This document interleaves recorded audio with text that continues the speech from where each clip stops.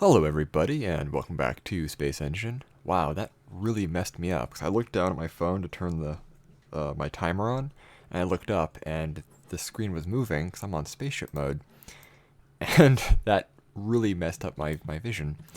I'm very prone to motion sickness and stuff, because I have inner ear problems, so that was not good. Anyways, uh, yes, welcome back to Space Engine.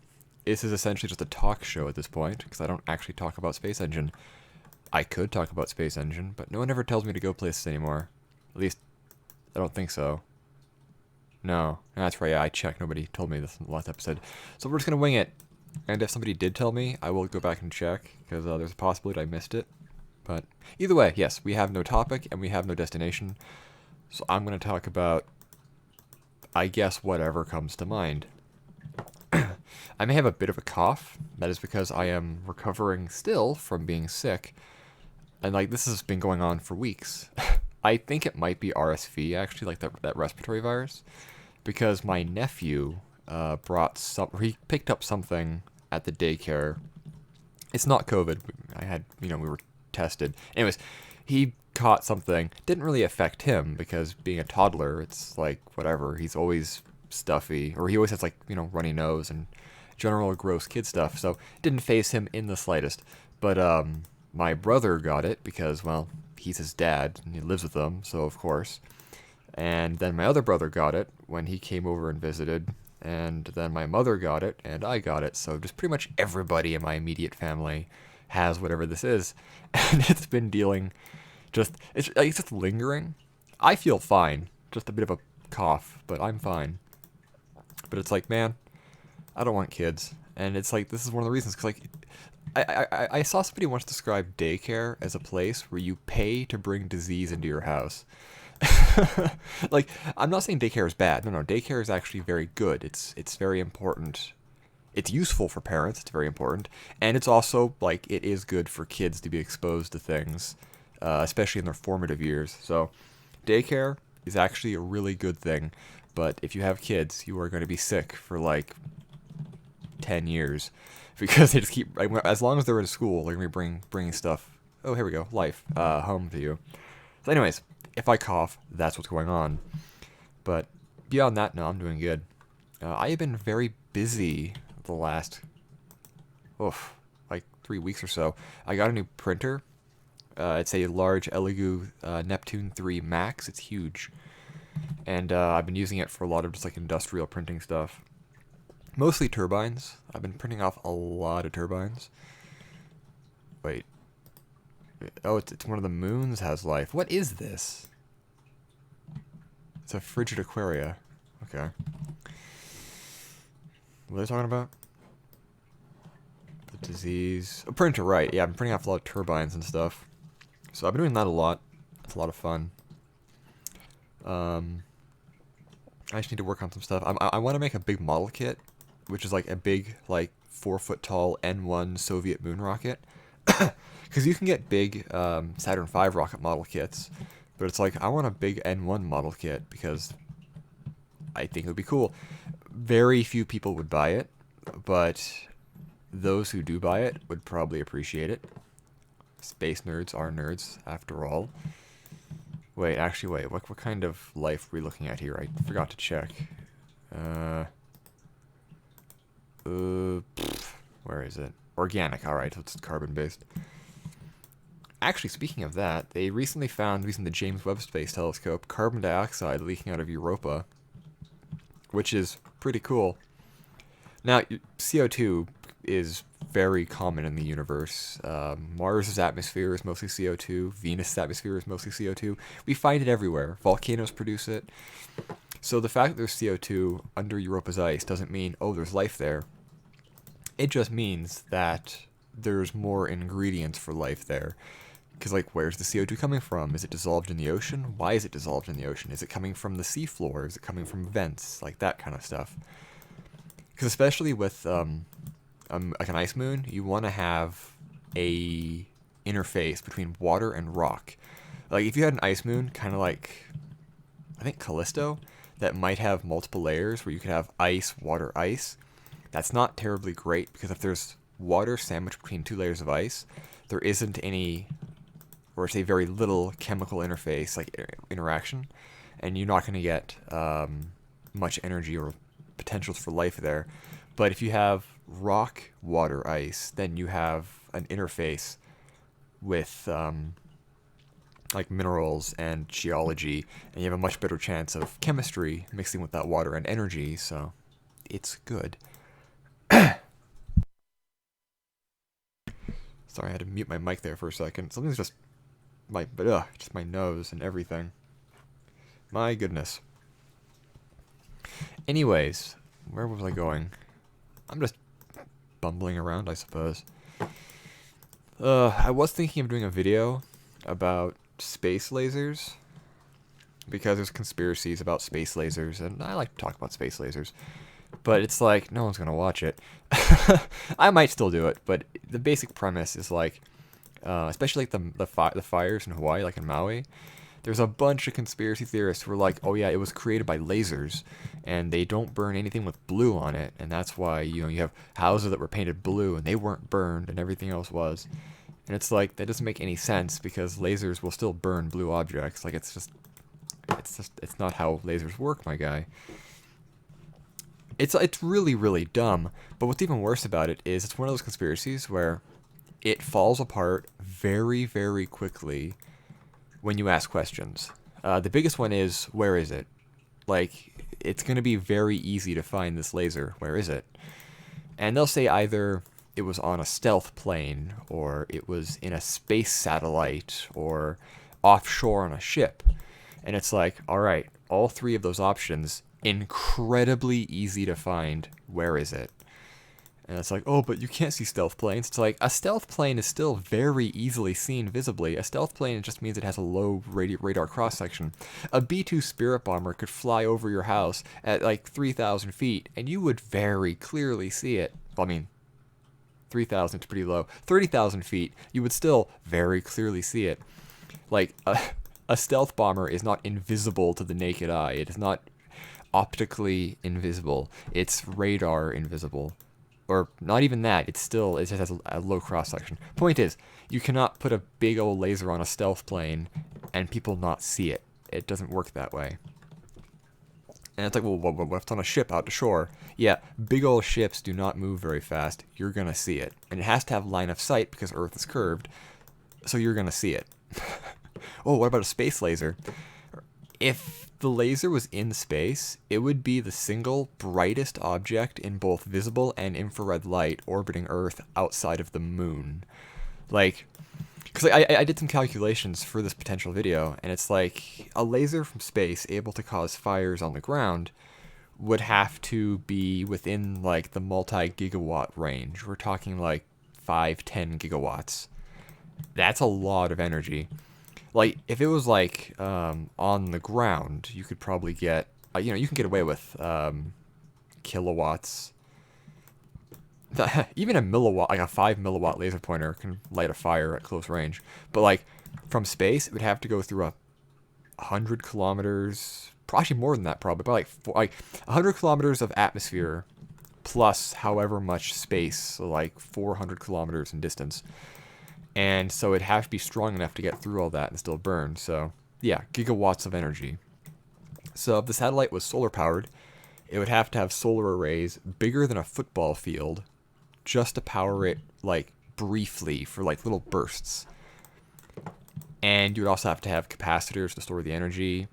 And you'd also have tons of radiators. This is something that people don't, like, especially conspiracy theorists, forget about lasers, is they generate heat. Even a handheld laser pointer, if you turn it on for a few minutes, it's going to feel warm. Lasers are not cold things. They produce a lot of heat. So your solar-powered space laser would have a massive football field-sized array of solar panels and an equally large array of radiators. Essentially, you'd have a satellite that would be brighter than the ISS flying overhead. It would probably be so bright that you would probably be able to see it during the day as it flew over. Like, honestly, it would be basically a giant mirror in the sky. You could not hide that. Well, what if it's nuclear powered? Well, that's great. That would make it much smaller, but not by much, because the smallest nuclear reactor I could find that could generate like the amount of energy required to run such a laser is like just a little bit bigger than a shipping container on the back of like a big lorry truck, like those big shipping containers. So you'd have to have the satellite with this massive shipping container sized reactor on it, plus tons of radiators for both the reactor and the laser. So you're once again getting a satellite that has a huge visual cross section. So it would still be very bright flying overhead just by reflecting sunlight. If you painted it black, it would overheat, so you can't really do that. Um, and then not to mention the infrared. It like both the the 10 gigaton solar laser and the 10 gigaton, oh, I saw that, and the 10 gigaton nuclear laser would be so bright in infrared that if you were just like wearing infrared goggles or using an infrared mode on a camera and pointed it at the sky, you would probably see it. Like, it would probably be this very bright object flying over the head in infrared. And it's like, interesting. I'm pretty sure the atmosphere would, dull some of that and scatter it, but it's just, it would be it would be so bright both visually and in infrared that this laser would be like impossible to miss. And it's like, oh, what if you made it so it bends light around it? And it's like, yeah, okay, that actually does exist. There are lenses that you can put in front of objects that would to bend light around it so you can't see it. So let's say you had a big old plane of this material in front of the laser that kept light from it. It basically would make it much dimmer to the ground. It would still have a massive infrared aura around it, and the lens itself would also reflect light back. So again, very bright satellite. If you put it in an airplane, it would have to be like the size of like a 747, because again, you can't have massive solar panels on an airplane, obviously. Not enough to power the laser, and it would need massive radiators. So it's like you would have to have this really, really big airplane with this massive cargo container reactor, and it could only operate limited until it, burns out or causes overheats. So to make it less powerful, the plane would have to fly lower, because you can make a plane. It's like there are lasers on ships that are like 15, 20 kilowatts. No, I think it's like 50 kilowatts, and they want to make it 100 kilowatts. Either way, there are lasers on ships, Navy ships, that can, shoot down small drones and damage missiles and stuff. Those are real, and they're also very easy to find. Like, you look them up, boom, Wikipedia article. I can't move. Why am I not? Well, I try. I'm just too slow. So it's like, all right, let's say you take one of those lasers that do exist and you slap it on an airplane.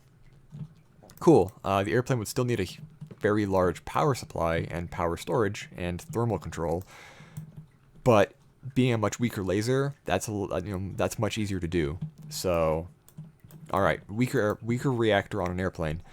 Because it's weaker, like these lasers on these ships only have an effective range of like, I think it was like 2 kilometers, and then beyond that, it drops off significantly. So you'd have to have this airplane flying very low in circles over Maui, shooting their laser, and people are gonna see that. Like, imagine a 747 flying overhead in a holding pattern, just in circles strangely. You're gonna see that. So, yeah, no. And again, if it's a ship offshore, again, you're going to see that because it has to have a line of sight, so it can't hide under the horizon and shoot lasers. So it's like the whole conspiracy of the Maui space laser thing. It's like, fine then, show me the laser, show it to me. Like, go out, get a picture of the laser boat, of the laser airplane, of the laser satellite, because all three of these, by just sheer physics, are going to be so incredibly easy to see. And they're like, I don't know where it is. And it's like, do you have any pictures of the laser, like, machine? No. Well, then why do you think there's a space laser? Oh, because it makes sense. It's like, but it doesn't. Where's the life here? Oh, it's on the planet itself. Ooh, it's exotic. And it's so dumb because like you try to get them, it's like give me actual evidence to back up your claims. They have none because their whole argument is based on lies. It's literally they read something on Instagram or they read it on Facebook and they believe it without thought or question because they're free thinkers. And everyone knows that a free thinker will believe everything they see on Instagram without taking a moment to go and check first. It's so dumb. And it's the same thing with like the COVID vaccine anti-vaxxer people. Like the people were like, "Oh, it's gene therapy." And it's like, "What gene does it target?" They can't answer that. And it's like you would think if you knew 100% it was gene therapy, you would know the mechanism of how it is a gene therapy and you would know what gene it targets because gene therapies target specific genes. It's not a broad spectrum thing. And they can never answer that. So it's like the laser people, they are incapable of providing evidence of the laser machine itself because it doesn't exist. And the anti-vaxxers are incapable of showing what gene this gene therapy affects because it doesn't. And they also don't realize that mRNA does not actually interact with cellular DNA. It's messenger RNA. It makes proteins. It doesn't go back into the nucleus. So it physically cannot be a gene therapy. But they don't know this because they believe something they read on Facebook and they never took even the 5 minutes it requires to look up mRNA and what it is or how it works. Most of them don't even know that mRNA stands for messenger RNA. And this is so common with conspiracy theorists. They know absolutely nothing of the conspiracy they are peddling. They think they're super informed and they're smart, but they know nothing. They just know whatever they read on Facebook, whatever they're told on YouTube. They blindly believe all this really stupid stuff, and they know absolutely none of the actual details. Anti-vaxxers rarely know what a vaccine even does. They rarely know what's even in a vaccine. Like, another example is in the United States. Who's that one guy running for president? Kennedy. One of the Kennedys. I mean, the crazy guy. He's all like, yeah, I'm campaigning because we're going to get thimerosal out of the MMR vaccines and other childhood vaccines because the mercury is dangerous. And it's like, my dude, there is no thimerosal in those vaccines. In fact, thimerosal can only be found, in North America at least, in some flu vaccines, and even then, it's usually not used.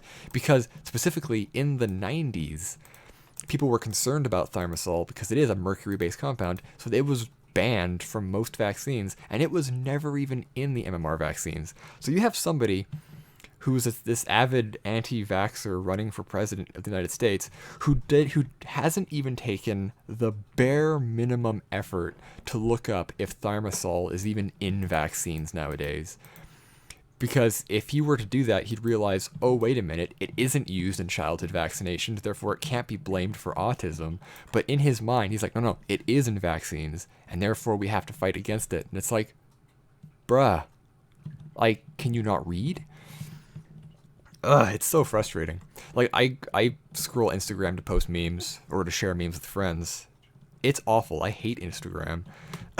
I have had to block so many words, phrases, and accounts just to keep conspiracy crap out of my feed, because I'll see something, this really dumb reel of somebody saying something, and then the comments are just people believing it, or that somebody will say something they think is just a harmless fact, and the comments all believe it.